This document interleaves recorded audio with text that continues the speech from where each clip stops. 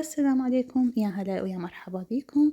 سينابون جلوتين فري، منو اللي على باله منو مشتهي يجي يطبق الوصفة ويانا بخطواتها اللي إن شاء الله تكون عليكم بسيطة، وانتم ما شاء الله عليكم بعد ما يخاف عليكم جاي تطبقون الوصفات وجاي تطلع بنتيجة بعد أفضل مني، وأنا الله أعلم جدا أكون سعيدة بهذا الشي.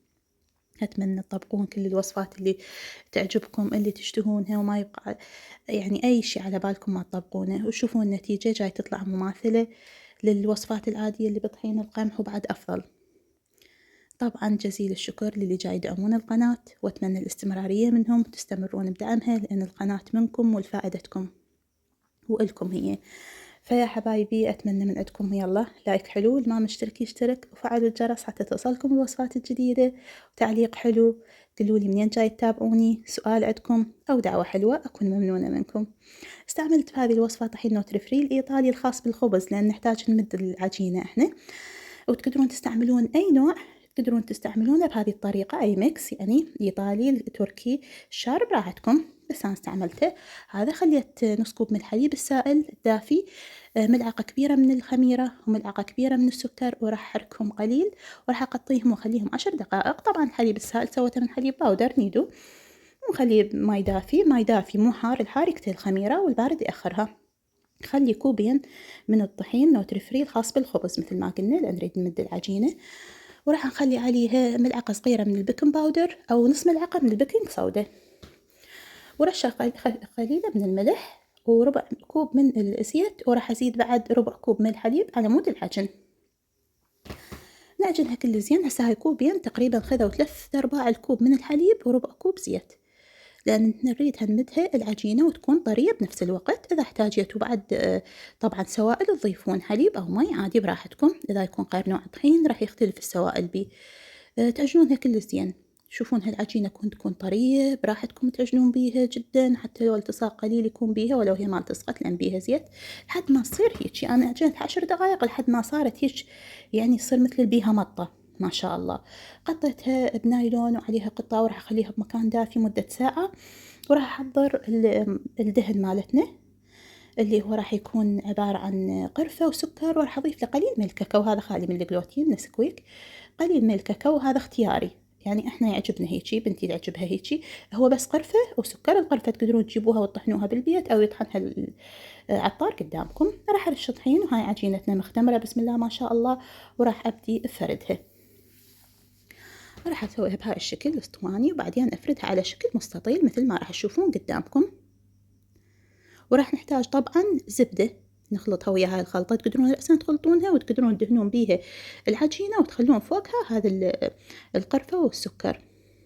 راح نشيل الزيادات هاي بعدين هم راح نشكلهم الزيادات، تقطعون الزيادات حتى تصير مساوية هيجي. هذه الزبدة زبدة لورباك أو كيديدي أو المراعي، تذوبونها تذويب خفيف وتدهنون بيها العجينة، أو تخلطونها ويا قلنا السكر والقرفة وتدهنون بيها على طول، يصير عادي براحتكم اللي يعجبكم. أنا سويتها بهذا الشكل. وزعت عليها الخليط مالتي، ما قلت لكم أنا قليل من الكاكاو ضفت وياها، اللي ما يعجبه يعني حسب الرغبة هذا الشيء لا تضيفون. راح نلفها على شكل رول، وبعدين راح نقطعها. التقطيع يكون بالخيط أفضل، حتى يعني مثل ما نقول لا تنضغط القطعة مالت العجين.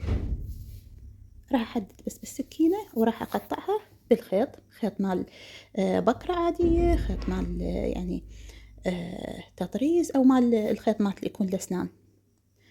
بهاي الطريقة شوفوا تطلع منتهى الروعة. عجينتنا طرية تجنن وبسرعة جاي تنقطع.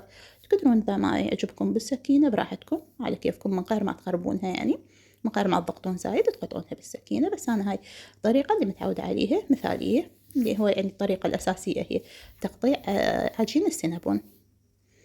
وهاي القطعة الزايدة راح أسويها بهاي الطريقة همين، أمدها ونسويها يكون بحجمهن، بحجم ذاك اللي سويناهن همين، ونخلي عليها الدهن وخليها وياهن. هسه راح أدهن هذا القالب بالزبدة، وراح أخلي بيه قطع السينابون، وراح أحضر له كوب من الحليب أسقي بيه.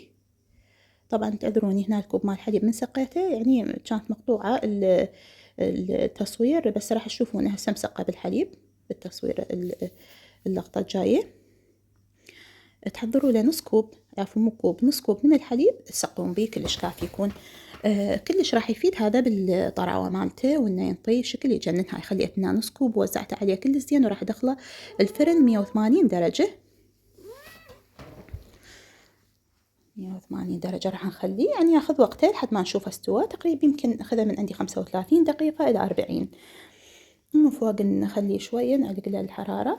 وراح نحضر خلال هذا الوقت الصلصة راح تكون عبارة عن جبن المربعات أو المثلثات براحتكم، وحليب مكثف. حليب مكثف أنا مسويته.